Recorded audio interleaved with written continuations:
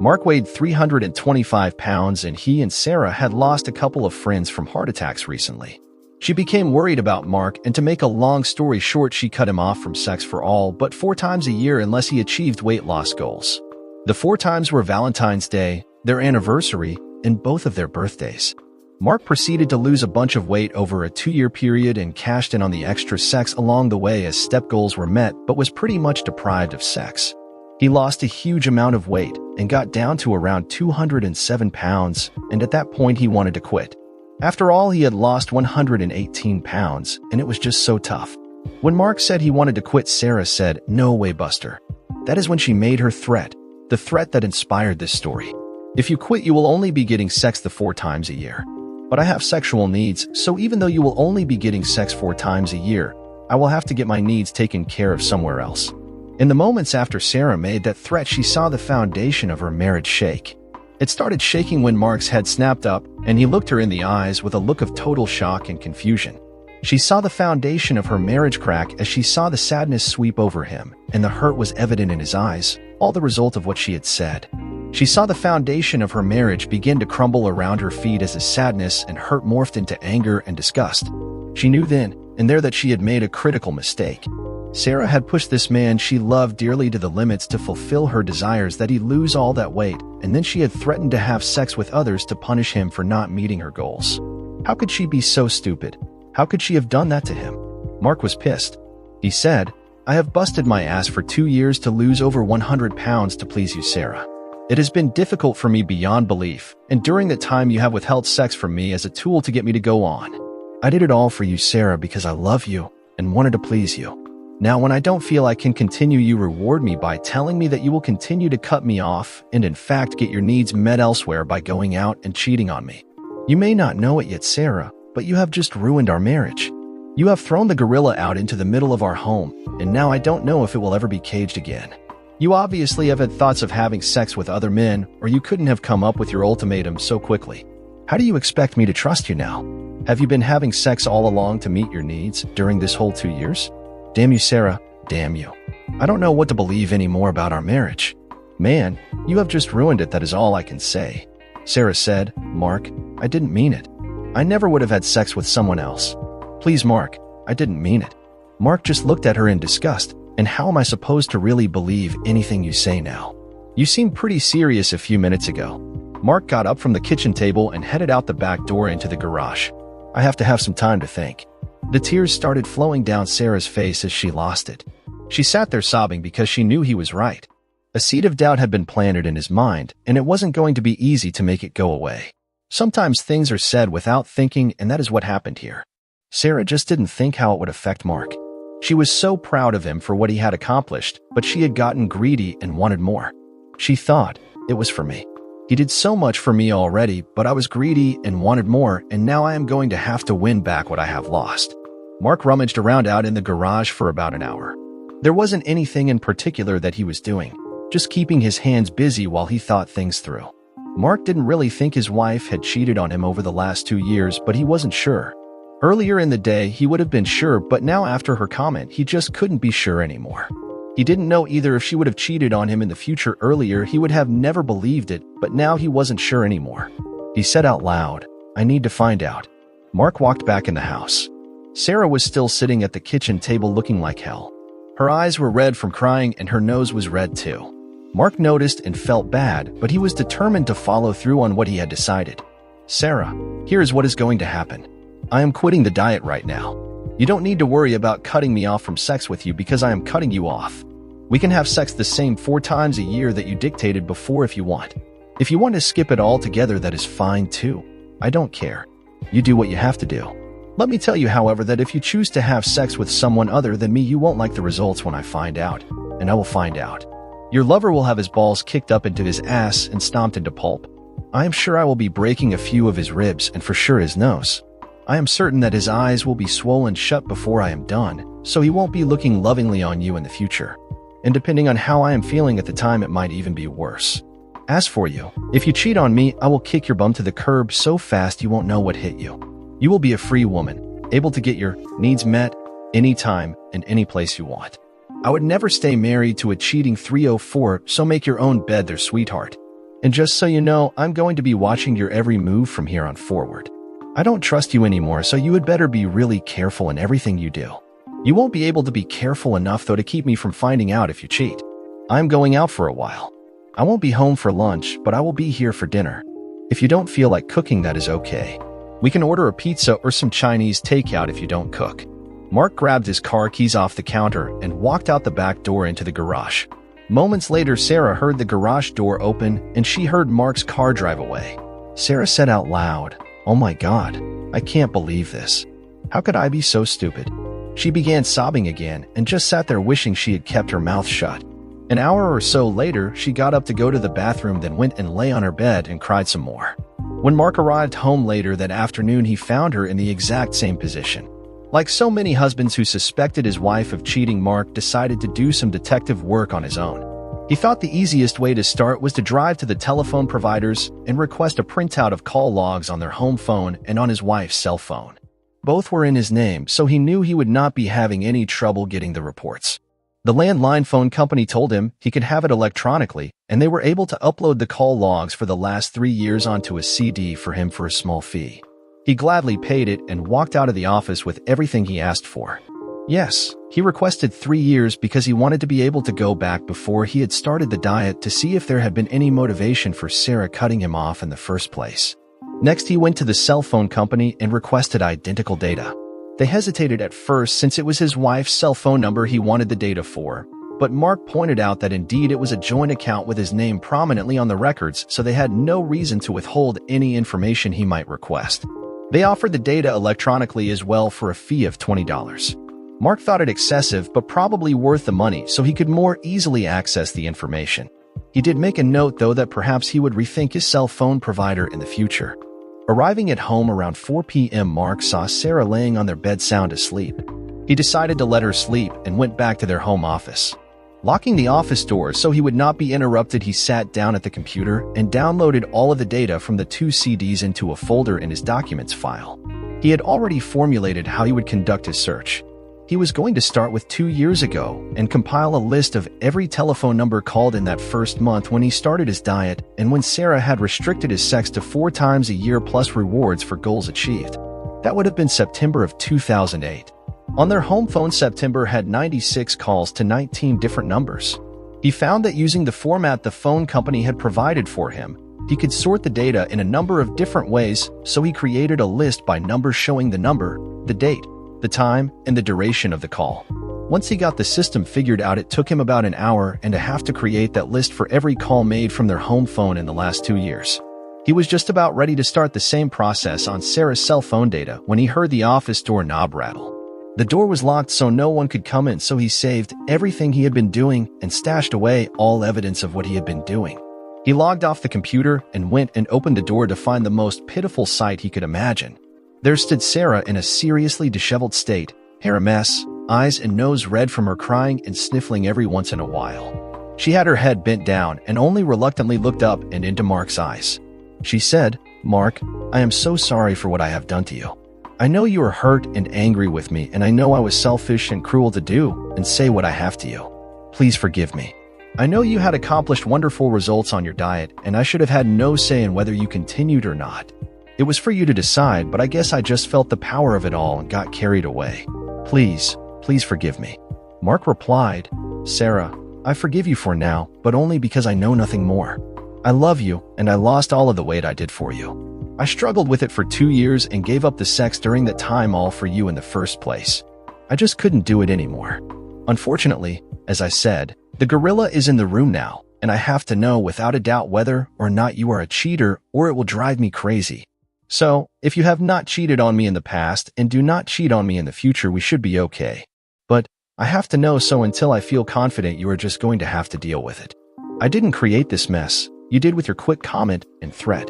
I can't imagine how you thought I might react to that, but obviously you never considered how it would make me feel or how it would damage my trust in you, or you wouldn't have said what you did." Sarah was hoping Mark would just forgive her and forget what she had said, but that was not to be. She thought, "I suppose I deserved everything that was happening to me, but I hoped it could all go away." She nodded her head slowly in resigned agreement and turned and walked dejectedly back to the bedroom and closed the door behind her. She lay on her bed again, not sobbing but with tears streaking her face. Mark opened the bedroom door and asked, "Sarah, do you want something to eat?"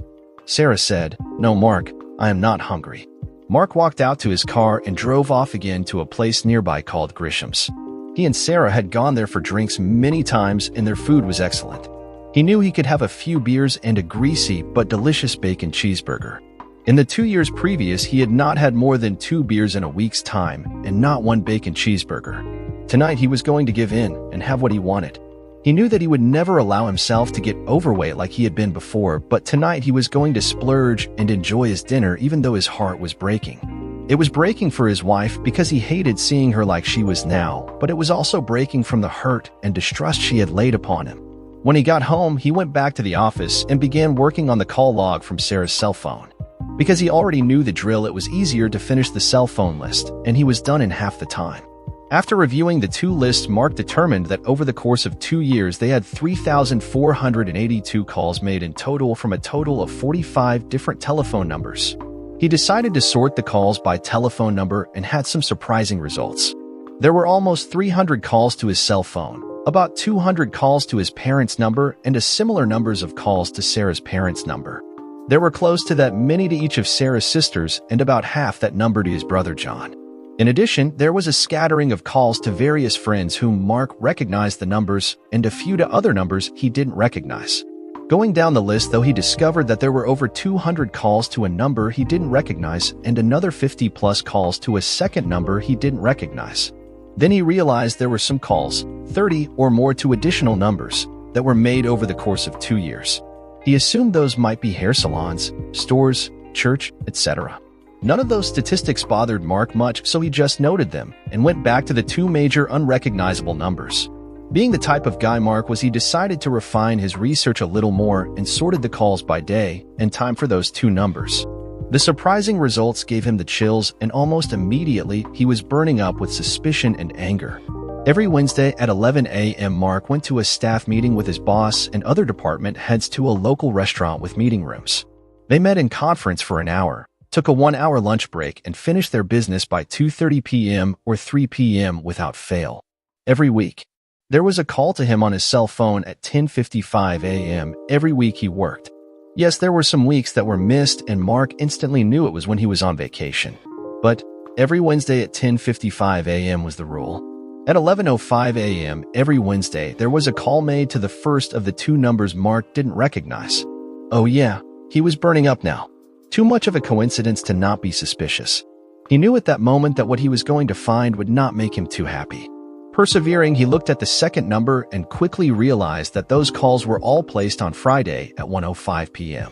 One Friday afternoon a month, Mark played golf with his brother and each of their best friends. They played 18 holes, which took them until about 5:30 p.m. and stopped in the clubhouse for a couple of drinks before heading home.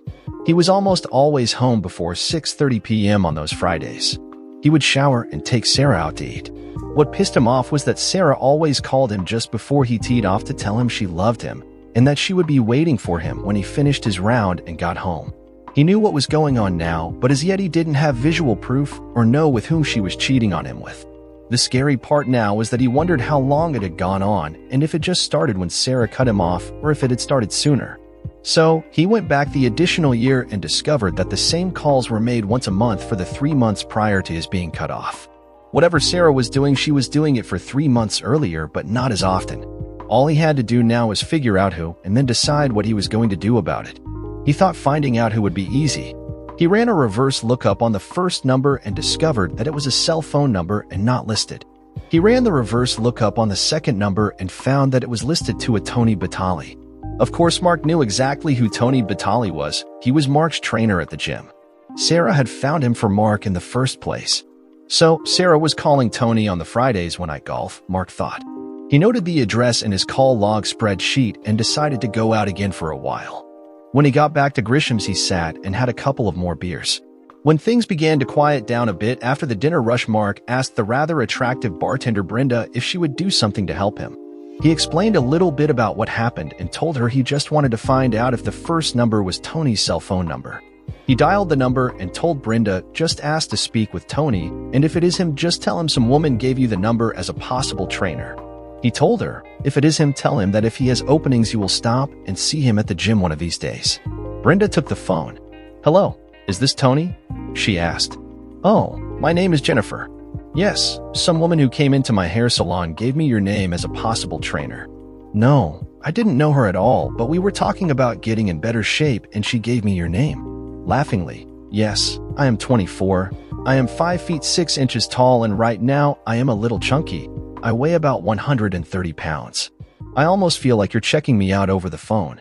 I know I could tone up a bit and be happier than I am now if I was at 115 pounds or so, but I do look okay. Thank you very much. Do you have any openings? Oh, I see. One of your clients has recently decided to call it quits and you have an opening. Great. I will stop in to see you in a couple of days and we can work out what I need to do to get the job done. Thanks, Tony. I will see you soon. Mark was sitting there in amazement at what Brenda just did. She verified that it was Tony from the gym and discovered that indeed he did hit on women that used him for a trainer. She even verified that he had an opening because of a dropout. Mark thought that dropout had to be me. Damn, Sarah already called Tony to tell him what happened and to warn him to be ultra careful. The funny thing though, as he sat there feeling lower than dirt, was the humor in what Brenda had said. He didn't know or care how much she actually weighed. She was hot just like she was. She didn't need to lose an ounce anywhere. Mark smiled at her and told her she was too funny and that he thought she was perfect the way she was, so she better stay away from Tony. He said, no one could have a more perfect body than you do, Brenda. Brenda flashed him the most beautiful smile and said, thank you, kind sir. Your flattery makes me blush. Honestly, Mark, you are such a hunk I can't understand why your wife would have looked elsewhere. Any girl would be lucky to have you as a friend and lover. Mark smiled himself. Well, Brenda, 2 years ago I wasn't a hunk as you put it, but it still doesn't justify her cheating on me. I thank you for your help and I would love to stay and talk, but I think I had better get home. I really appreciate what you have done for me, both to find out the information about Tony and to boost my deflated ego too. Thanks. Mark went home, and because it was late he just went to bed. As he crawled into bed, he looked across at Sarah and was hit with a feeling of loss and disappointment. He didn't think he had ever been this low in his life, but he was also certain that before it was all over he would feel even worse. Sarah had awakened slightly when he crawled in and said, I love you, Mark. Mark just grunted at that and turned away from her and tried to sleep. Of course, he couldn't get to sleep right away and just lay there thinking for quite a while. He was certain that he heard a sob or two from Sarah, but she obviously had calmed down somewhat. In the morning, he woke up and Sarah was spooned against him. He could feel her body pressing into his back, and it made his morning would even stiffer. When she realized that Mark had woken up, she reached around him and put her hand on his stiff tool. Mark, please forgive me for what I said and make love to me. Mark knew he was a goner if he stayed in that bed. He never could resist Sarah, and he just knew that he would give in if he stayed there, and she worked her magic on him. His resolve held, and he said, No, Sarah, I need to get going this morning, and there isn't time. Furthermore, I told you that you were cut off, and that is how it is going to be, so don't try that again. Mark got out of bed, showered, and left for work. Sarah said to herself, Mark, I know I deserve this for what I said, but it hurts too much. When Mark got to work, he mentioned to his boss that he was having a bit of a problem at home. He briefly explained it to his boss and was told to take any time off he needed to follow through on his suspicions. His boss also gave Mark the name of a top-notch electronics distributor that could hook him up with some surveillance equipment. He thanked his boss for the concern and help. He told him that he would be taking off after lunch and would be off the rest of the week, Wednesday through Friday. His boss smiled at him because he knew exactly what Mark was going to do, and he wished him good luck. Mark went to the electronics distributor's location and found out that his boss had called ahead and told them to take care of him with whatever he needed. He didn't think he could handle any visual evidence, but doing some recording was something he could handle. He got 3 top-of-the-line bugs with battery life sufficient to transmit many hours of activity to a receiver within a couple of city blocks when the operator downloaded the data. When Mark got home, his dinner was on the table, and it was something special, his favorite, lasagna with garlic bread and sweet green peas. He thanked Sarah for the wonderful meal and excused himself to go and watch some television. Sarah cleaned up the kitchen and joined him in the TV room, but she was smart enough to not push in too close to him. At bedtime, Sarah headed to their bedroom and Mark took the opportunity to plant one of the bugs inside their home phone. It would give him a full record of every conversation had on that phone. Both parties in the conversation would be heard. He was a bit nervous about trying to get the bug into Sarah's cell phone, but figured what the hell, just do it and don't worry about it. It was only a few minutes and he was done. Now he knew he had a source of information from either phone. The tough part was going to be getting a bug into Tony's phone. Mark probably didn't need to hear any of Tony's conversations with Sarah because he already had her phones bugged, but in case she was smart enough to not use her own and went to a pay phone or something, he thought he would try to bug Tony's phone. Mark remembered that Tony worked with this well-built blonde woman on Wednesday mornings and usually hovered over her like a hawk the whole time she was in the gym. That son of a witch was getting himself all worked up over that blonde, then sneaking off to screw my wife, Mark thought. I need to get a bug on his phone, and that is just the time I will be able to sneak in there and do it. He will have his nose so far up her crotch he won't recognize anything else for an hour. He went to the gym and saw Tony's phone sitting on his towel about 10 feet from where Tony was sniffing the blonde. He knew it would be risky to get the phone, but again he said, "What the hell do I have to lose?" He snuck in and slipped the phone in his pocket and backed out of the gym and went into the men's room. There he was able to easily insert the bug in Tony's phone. The tricky part was going to be getting the phone back on the towel. When he got back to the gym, he could see that Tony was starting to wrap it up with the blonde. He knew that he would never make it to the towel and back without being spotted. Damn, he thought, how am I going to do this? After a few seconds, he decided to just try to slide the phone across the floor to the towel and hope he got it close enough so Tony wouldn't be suspicious. It was all a bit of a risk, but he took it and slid the phone. It made some noise, but Tony was so engrossed in the blonde that he never noticed. Luckily, he slid it hard enough so that it got all the way to the towel, and in fact it hit the towel hard enough that the leading edge slid under. It was perfect. Mark thought there was no way Tony could be suspicious now, so he backed out of the gym and got out of there as quickly as he could. At precisely 10:55 a.m., his cell phone rang. It was Sarah. She told him she just wanted to touch bases with him before he went into his meeting. Of course, Mark never told her he was off from work the rest of the week, and certainly not that he was skipping the meeting. After about 10 minutes, Mark started to monitor the bugs using the receiver from his car. Tony's phone rang, and he picked up quickly.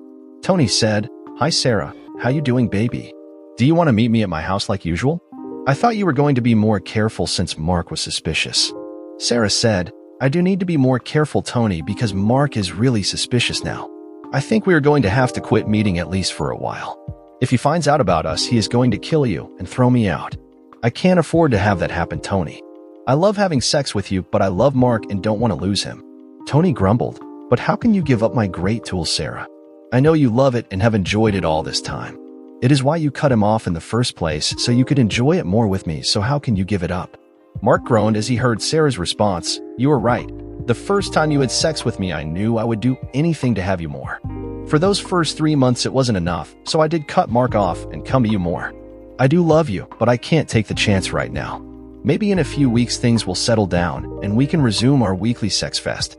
But until then, you will have to do it with one of your other girlfriends." Tony responded, "Sarah, don't be jealous of my other girlfriends. I have never let them get in the way of our weekly fun, have I? Do you think we can still get together on the Fridays that he goes golfing?" She said, "I am not jealous. I know you need more than I give you, so I haven't cared what you do when I am not with you. Besides, I do screw Mark on those special days, and you have never complained. I will have to think about the Fridays a bit. Maybe that will work out. I will let you know if I think I can pull it off." Mark had heard enough. It made him sick to his stomach, but it also angered him to the point that he knew he was going to get his revenge. That witch had been screwing Tony since before he went on the diet, and she even used the diet to cut him off so her times with Tony would be more exciting for her. She had been screwing him every Wednesday and, on the Fridays, once a month when he golfed. She probably had screwed him more than 100 times in the last 2.5 years. How could she say she loved him when she could so easily go out and do what she had? He even wondered now if there had been others she screwed.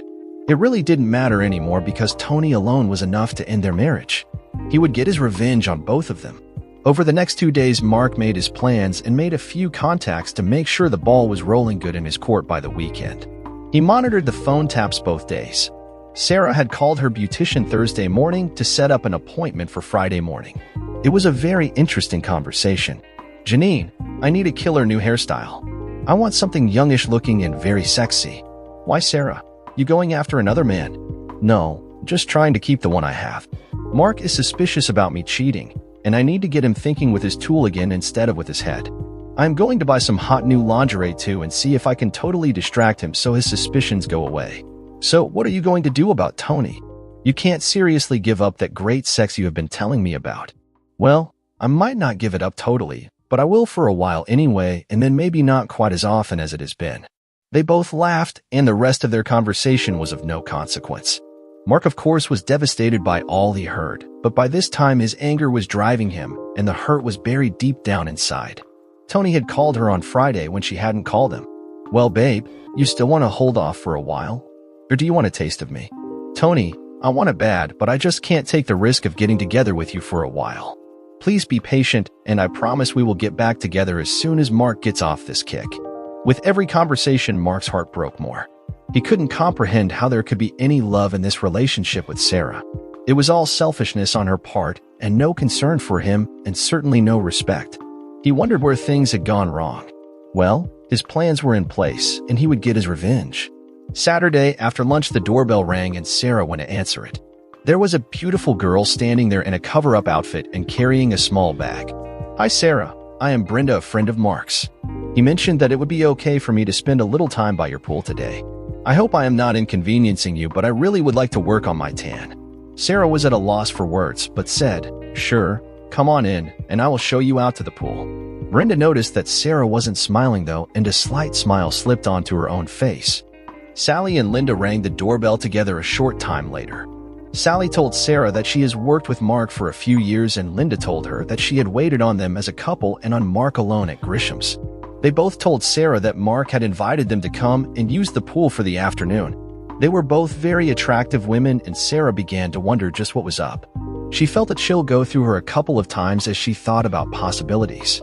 All three beauties staked out a chaise lounge and started to spread suntan lotion on themselves. It didn't take them long to agree to do each other so as to not miss any spots. Once they were well oiled up, they lay on the chaises and started to soak in some sun. A short time later, they decided that an all-over tan would be better, and each untied the string on their bikini tops and dropped them on the towel beside the lounge. Sarah was pissed and really wanted to tell them all to please leave, but since Mark had invited them, she knew she had to tread lightly because she was already on thin ice with him, so she said nothing. At 3:30 p.m., Brenda walked over to Sarah and sat down in the chair opposite her. "Sarah, I have to tell you something. I am a bartender at Grisham's, and when you dropped your ultimatum on Mark, he stopped in for a few beers that night, and frankly, he told me everything that had been going on with you too." Sarah looked startled, but Brenda continued, "I think you made a big mistake, Sarah, and I for the life of me don't understand how you could do what you did. Mark is suspicious of you now, and doing a lot of digging to find out exactly what has happened. I think it only fair to warn you that Mark told Sally, Linda, and me that if he discovers you cheated on him in the past or cheat on him in the future, he is going to start screwing all of us for each time you cheated." Sarah's mouth dropped open, and she started to say something, but Brenda cut her off. "He also told us that he is going to have some questions for you, and if you lie to him, he is also going to be screwing one of us each time you lie. We all think Mark is quite a hunk and would love to have him between our legs." Brenda knew that Mark was going to screw her because she knew already that Sarah cheated many times, and she knew with whom too. She also knew Sarah would have to lie, hoping to keep her cheating a secret, so Mark was going to be a busy boy satisfying the three women. Sally also walked over and sat down. "I have known Mark for several years and always thought he was handsome and sweet. I know he had gained too much weight, but underneath was still the sweet guy he always had been, and I had a huge crush on him. I still do have a crush, but now there is even more. He is an absolute hunk since he lost the excess weight, and I know you two are having some trouble. I just want you to know that I never made a move on him before, but I am now. He can have me anytime he wants, Sarah." Of course, Linda was not to be left out. "I had my eye on the two of you for a couple of years, and I always noticed how much he showed his love for you. I saw how he doted on you and that he was always kind and considerate of you. Many times, I thought how lucky you were to have such a man, and I wished I could be so lucky one day. In fact, I fantasized that it was me that Mark was with. The guy lost 118 pounds to make you happy and became a hunk in the process, and you do to him what you did. I know I would do almost anything to have a man like him in my bed, so be prepared." Moments later, at precisely 4 p.m., as Mark had planned with the three women beforehand, he walked out through the patio doors onto the pool deck and smiled as he saw the four women there. "Hi, Sarah. I see you have met my three friends, and I also see they have gotten some work in on their tans. I have to say this is the first time I have seen any of these beautiful bodies though, and I am pleasantly surprised. Ladies, I am afraid you are going to give me a hard time. Sarah, how come you don't have your top off? Don't you want to compete for my attention?" Sarah was terribly upset with the events of the afternoon, but realized that she had better play along. She reluctantly untied her top and sloughed it off. Mark said, "Sarah, I have a couple of questions for you, and it is imperative that you answer them honestly. At any time during our marriage have you cheated on me?" Sarah answered, "No, never, Mark." Mark continued, "Sarah, you were telling me that you have never cheated on me with Tony from the gym?" Sarah again answered, "No, Mark, I have never cheated on you with Tony or anyone else. Where did you get such an idea?" Once again, Mark continued, "So Sarah, you were telling me that you never cheated on me with Tony almost every Wednesday for more than 2 years, and on the Friday afternoons I played golf with my brother and our friends?" Sarah was shocked that Mark knew so much about her affair with Tony, but knew her only hope was to stick to her story in hopes that he didn't have any real evidence, so she replied, "No, Mark, I don't know what you are talking about." All the while, each of the girls, Brenda, Sally, and Linda, sat there with the huge grins on their faces growing brighter with every answer Sarah gave Mark. They knew very well what was about to happen soon. Mark said, "Well, Sarah, it seems that you are not only a cheater, but also a liar. You know you have been screwing Tony almost every Wednesday from 11 a.m. until whenever, and I know it. I got a copy of your phone logs from both the landline and your cell phone, and I saw every call you made to me at 10:55 a.m., immediately followed by a call to Tony's cell phone at 11 a.m. I know it was Tony's phone because I had Brenda call the number and she was able to verify that it was Tony. I have no pictures of you two together because I didn't want to see that for the rest of my life. But Sarah, I know in my heart that a call to him every week wasn't innocent, so I don't need pictures. You are the only one who knows what happened, but I am convinced regardless." Sarah was in shock, and it finally hit her hard that Mark knew everything and she was in for a lot of hard times in their relationship. She started to say something to Mark and he stopped her. "Sarah, there is really not much to be said and nothing that would convince me that you have not been cheating on me. You know how much I love you, but right now my hurt, disgust, and anger are so much stronger than my love for you. I brought these 3 lovely ladies here today so you could see them in all their glory. I want to tell you a bit about each one of them too. Sally, she has been an associate of mine at work for several years. She is such a beautiful girl and sweet as they come. We have worked well together all these years, and I have known for a long time that she had a crush on me, and as I got more buff I saw changes in her that led me to believe she felt even more than a crush. I never came on to her, and I know that even made her more attracted to me. Believe me, Sally, I am very attracted to you as well, but never acted on that because I was married and loved my wife dearly." Sally smiled, knowing that she and Mark were truly friends and both enjoyed spending time together. "Linda, I have known for a much shorter time.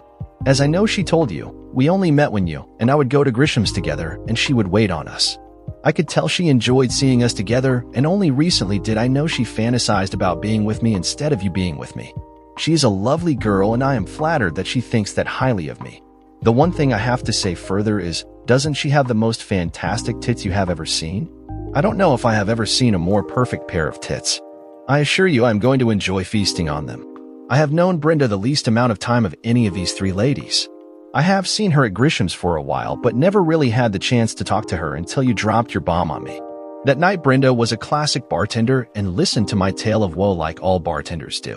But there was more. I could see the compassion in her eyes. I saw pain on her face as I revealed my pain, and I saw anger that a woman could do what you did to the man who loved her. In a very short time, there was a connection with Brenda, and in fact, she helped me find out things I couldn't have gotten on my own. By this time, Sarah was on the verge of a total breakdown. Tears leaked from her eyes and her chest rose and fell quite rapidly with her exaggerated breathing. She had so much she wanted to tell Mark, but the words just wouldn't come, and she said nothing. I must say that I am really going to enjoy having sex with these 3 beautiful women, making love to them, and yes, screwing them in every possible way. I am in awe that they have all shown an interest in me and want to be with me. I am in for one hell of a ride, don't you think, Sarah? But Sarah, I promised you that I would not be unfaithful to you in our marriage. How am I going to screw these hot women if I am still married to you? I can't break my promise. I am not built that way. So the only way is to not be married to you any longer." Brenda reached into her bag and pulled out divorce papers.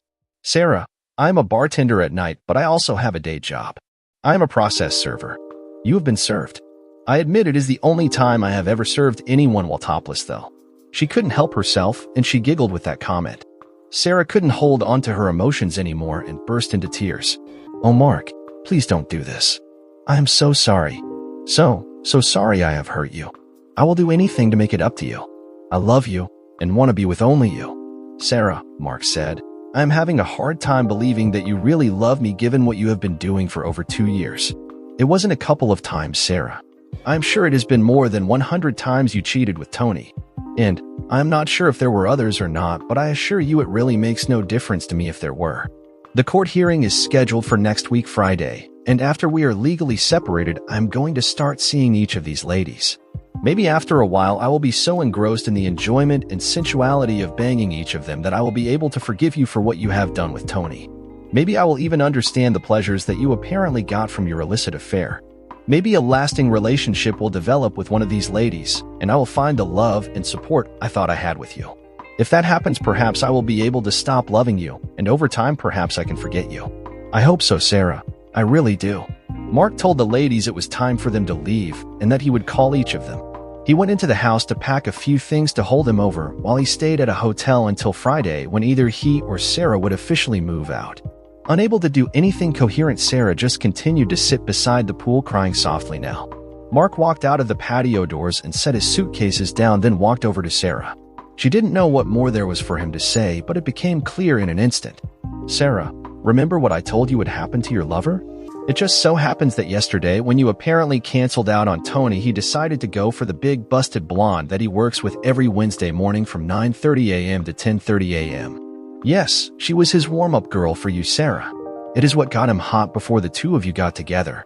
He always had his nose so far up her crotch that by the time he got to you, he was really ready to go. I can only imagine how Brenda, Sally, and Linda will get me worked up. I hope it makes me a sexual dynamo for them. And by the way, the blonde was Gina Margarella, the wife of Gino Margarella. It seems that Gino took exception to Tony banging his wife, and he and a couple of his goons worked Tony over pretty good. I think his face is a mess. A few teeth still remain, but not many, and a few of his ribs are broken too. And Gino was so appreciative that I filled him in on what was going on that he allowed me to be the one to kick Tony's balls up into his body. I think he won't be producing any more of the hot semen.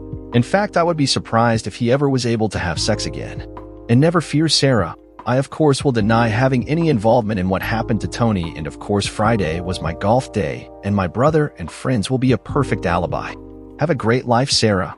I will see you in court next Friday. Sarah was left crying that day. She was all alone, and within the next 2 hours her bags were packed and she was shipped to her mother. It took 7 months to get them officially divorced. Sarah was devastated and went into deep depression, and Mark, well, he never did what he told he would do with the other ladies. He never intended to do that. He got himself 2 golden retrievers. Found unconditional true love in the end. Dear listeners, please share your thoughts in the comments section, and don't forget to like, share, and subscribe.